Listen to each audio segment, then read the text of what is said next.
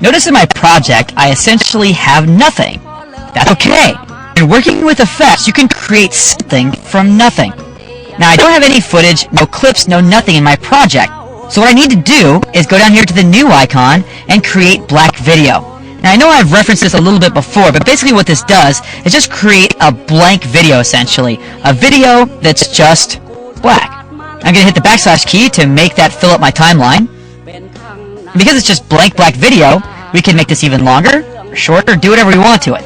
So, a good question you might be having right about now is, why the heck did you just do that? What's the point? Well, we can't just apply effects to nothing. We have to apply effects to something. So this black video is basically just a way to apply effects to something. So let's go into video effects, and we're going to talk about animating effects. Now this is kind of self-explanatory, and we talked about a lot of properties and showed you some stopwatches in the last segment. So you could probably figure it out, but I'm going to give you a couple little extra tips and tricks here in this segment. I'm actually going to go to the Generate submenu of effects.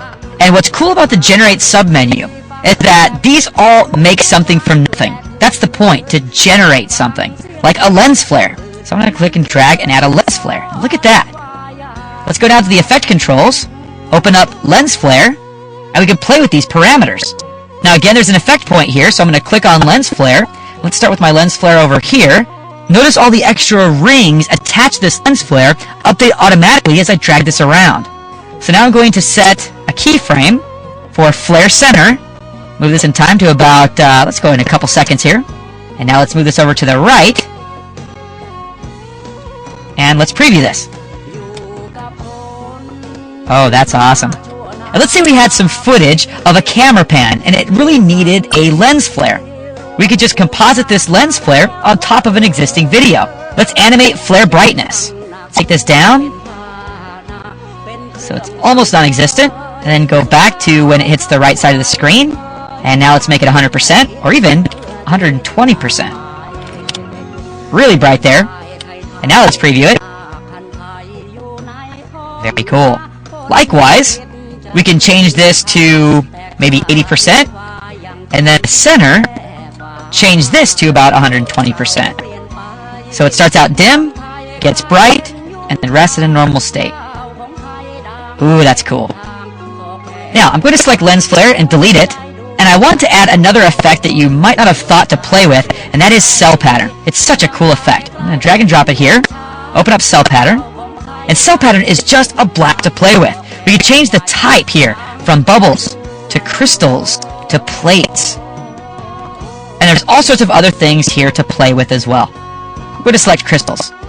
We can increase the contrast here. We can also change the dispersion, so you can make them just regular squares, or all crazy like that. Let's try increasing the size. Now what's really cool, there's actually a bunch of crazy math going on behind the scenes. This is not just a photo that we're blowing up.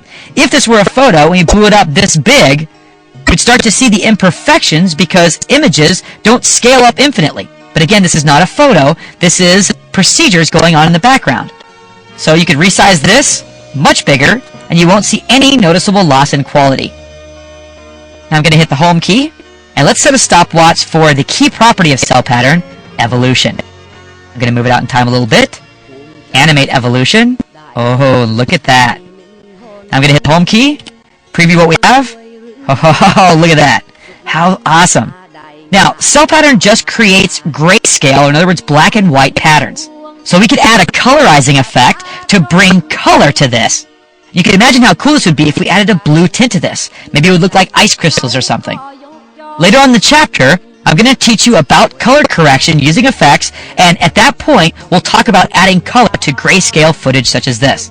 Before we get there though, I want to give you a basic rundown of some other effects like cell pattern that you might not be aware of. Some real cool effects to experiment and play with in Premiere. This video is basically just going to be a demo of what I might consider to be important effects. My purpose here is trying to get you familiar with what's available, not necessarily to teach you or get you good at one particular effect. So the way that I'm going to do this is I'm going to open up the video effects folder here, and I'm just going to go down the list here. In Blur and Sharpen, we have all these different filters for blurring and sharpening footage. If you just want to perform a simple blur, you'll probably want to use Gaussian blur. It probably sounds like the most complicated, but it's actually very easy to use. We also can sharpen a clip, which makes a clip more defined. If we open up Sharpen, there's only one slider. If you drag this to the right, you can see that we are sharpening this clip. Now this is a little overboard, but you get the idea. To see before and after, simply hit this F to toggle the visibility of this effect. Here's the clip as it was normally, and here's the clip after we apply Sharpen. So I'm going to delete that. Now I'm going to skip over all of the different color correcting and the adjust folder because we're going to talk about that in the next segment. Let's open up Distort. I think the Distort folder might be one of my favorites. The Distort and Generate folder gets a lot of attention from me. And I'm going to apply the corner pin effect to our clip. And the corner pin effect, if we click it to highlight it, gives us access to all of the 4 corner points of our footage. And we can take and move them then independently. And look at that. We can create the Star Wars effect with the titles, how they kind of came and they were big at the bottom of the screen and they kind of go back out. Or we can create a cool 3D effect any way we want by positioning this in 3D space thusly. Now to this, we can also add Turbulent Displace. And Turbulent Displace is good for creating flags or something that looks like it might be a flag. Increase the amount to increase the distortion. And then, as with Cell Pattern, we animate evolution.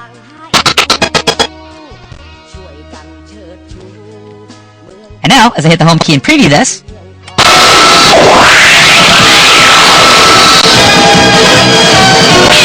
we have an interesting flag wave look. I'm just going to delete Turbulent Displace. Below Distort, we have the Generate folder, which again we've looked at quite a bit. Again, that's the folder we come to when we want to create something from nothing. Now coming down to the Perspective folder, we have this basic 3D effect. If we apply that, we can create some 3D effects. We can change the swivel or the tilt. I'm going to select that and delete it.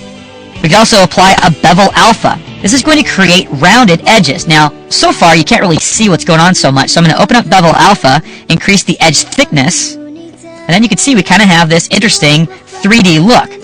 So as we go back to Corner Pin, for example, and move this around, it kind of looks like we're moving around a real 3D object. Kind of cool. Let's delete that. By using effects under the Stylize category, we can do interesting things to our image, such as Mosaic. We can open up Mosaic, and by changing the number of blocks, we can increase the resolution of the blocks, making them bigger or smaller. Mosaic is also a good effect if your ninjas are doing something naughty that you need to censor. Now, underneath Stylize, we have the Time folder. And using this folder, we can do some more advanced stuff with time. For example, if we apply the Time Warp effect, you'll see that we can then take and play with the speed of this clip. We can animate this clip here to speed up or slow down. And we didn't cover this earlier on because this is a much more sophisticated and advanced way to warp time. I'm just going to delete this.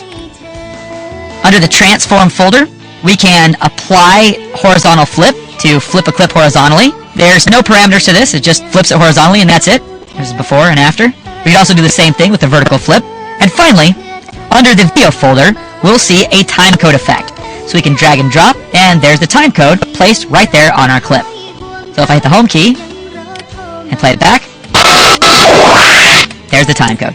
So as you can see here, there is a lot that can be done. Don't forget, I skipped over a lot of effects that deal with color because we're going to be looking at that next.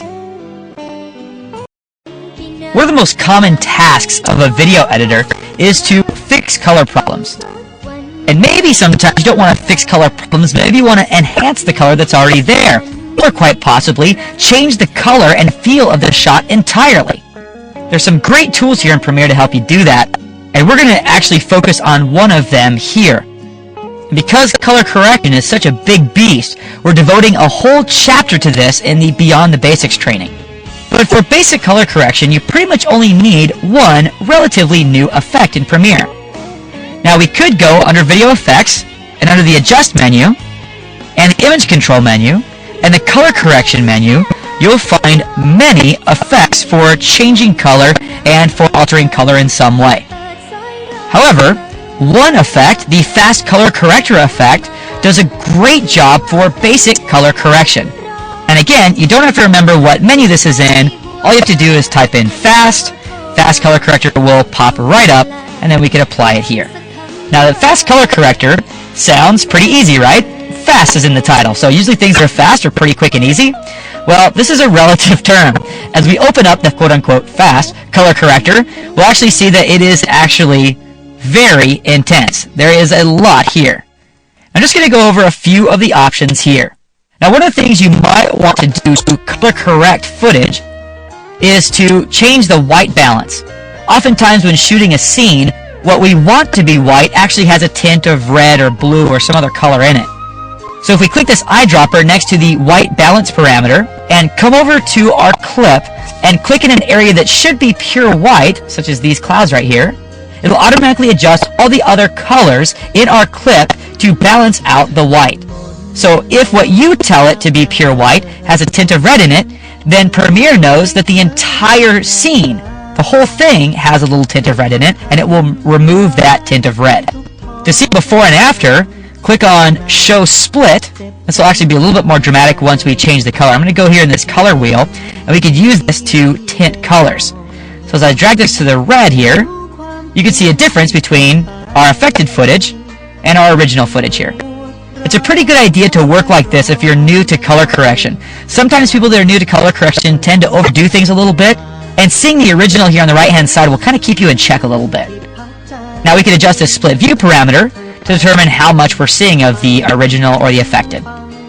For now, I'm going to turn off the split screen. Let's take this circle back to the center. Now we can also come down here and adjust the saturation or the color intensity. So I can drag the saturation to the right, and that creates a sky that is much more blue. There's also just a lot more color intensity in general in the rest of my clip as well. And as mentioned before, we can drag the circle to any one of these color areas to create a tint in our clip. Notice that the farther away we get from the center, the more intense that the tint becomes. For our purposes here, I just want to add a little bit more of a blue tint here, maybe a pink to really bring out those clouds. Not too shabby. Now as we look at the split screen, we see that this is our original. This is what we changed it to. Now this obviously has a blue tint to it, so this completely negates what we did with the white balance, but it looks kind of nice. So it's completely your preference and depending on the project, obviously. We can come down here to input levels and adjust luminance problems or brightness problems in our clips. So I'm going to take this mid-range slider and we could make the midtones brighter or darker. We could also drag this black slider over here from the left, drag it to the right, which will increase the intensity of the shadow areas. Likewise, dragging this white slider over from the right-hand side to the left will increase the highlight areas. Now you want to be careful about both of these end sliders though. By bringing this black slider in, we're basically saying, okay, everything that's in this area of dark gray becomes pure black. Same thing with this white slider. As we bring this in here, it basically says all of these shades of gray in here, the highlight areas, make them all pure white. So you basically are losing contrast in the highlight areas. Now, if we're creating an apocalypse type thing, then yeah, that's probably what you would want. Something like that, where you'd have maybe a huge explosion here in the sky. But for most instances, you wouldn't want to do that very much, if at all. Now, earlier on in this chapter, when we were talking about applying effects, and we talked about colorizing effects, and I said I'd wait till a little bit later to show you that. Well, this is that later. So I'm going to apply this black video that I've created, and I'm going to apply cell pattern to this. Let's go ahead and drag and drop on there. And let's try to mimic what we had before. I'm going to take this bubbles to crystals. Let's increase the contrast, and let's take up the size until they're very, very big. And now let's colorize them using the fast color corrector effect. Now the fast color corrector effect has been applied to my Seattle clip, but not to my black video. So I need to apply it there as well. Now we could come in, and just as before, drag this slider over somewhere, and look at that. We're now tinting our grayscale footage with the fast color corrector effect.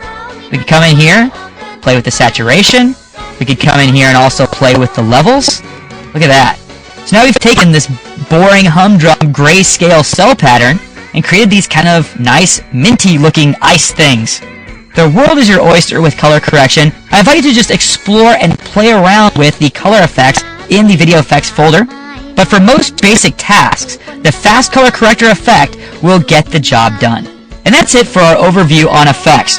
Let's go on to the next chapter where we're going to talk about a related topic to effects, and that is transitions. How to get from one clip to the next.